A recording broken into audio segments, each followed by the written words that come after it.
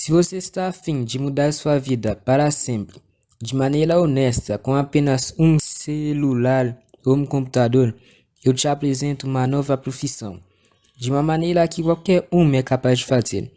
O seu celular pode se tornar uma máquina de ganhar dinheiro.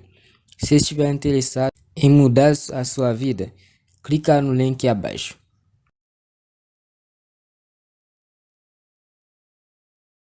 Elas se conectam, elas têm um senso comum, elas criaram, e eu acho que a cultura foi parte importante disso. Quando a gente estava lá, quando a gente captou com o primeiro fundo, com a DGF, que foi o Series A da RD, a gente captou uma grana, começou a contratar mais gente.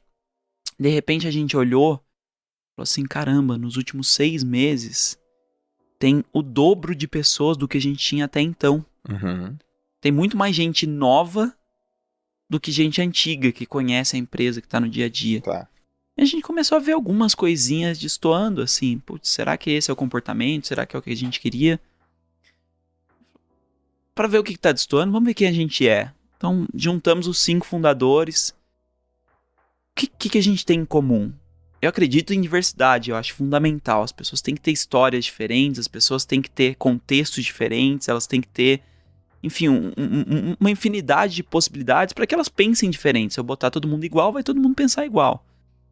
Mas ao mesmo tempo, elas precisam ter algumas coisas em comum. Ok. O que elas têm em comum? O que a gente tem em comum? O que a gente quer que elas tenham em comum?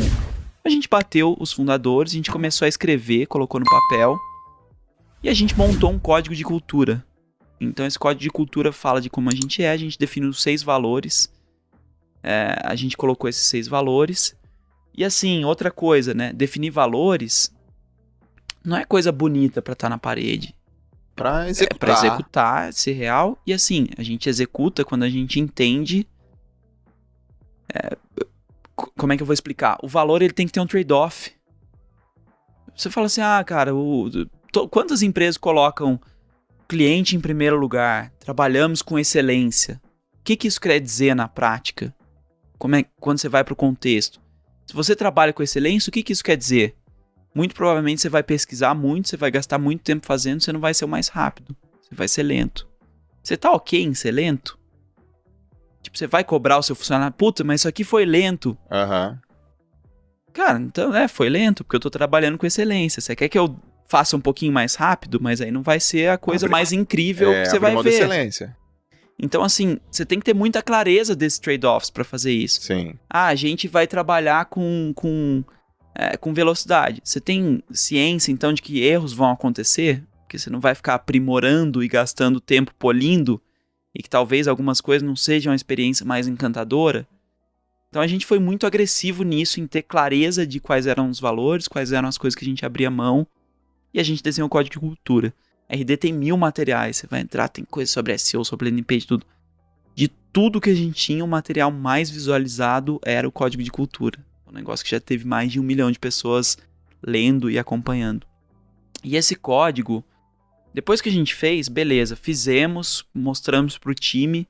Como é que eu não esqueço disso? Como é que isso vira prática no dia a dia? Isso entra em todos os processos da empresa. Processo seletivo, você vai ter perguntas para avaliar a adesão cultural. Vou te promover? Cara, olha como você tem aderência a esse valor. Quando você fez isso, esse valor bateu. Quando você fez isso, vou te dar um feedback construtivo. Olha, quando você fez isso, não representou bem o nosso valor XYZ. Perfeito. Não foi assim, não foi assado.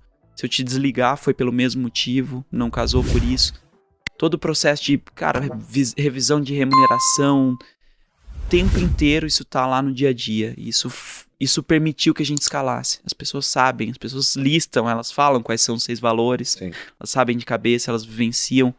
Isso pra mim é o que não dá pra abrir mão. E a gente já errou nisso. Acho que chega um momento da empresa que você começa a escalar, puxa, precisamos crescer e tal. A empresa vai ficando complexa, é difícil gerenciar. Aí a mensagem começa a atrapalhar, precisa fazer um monte de coisa e tal.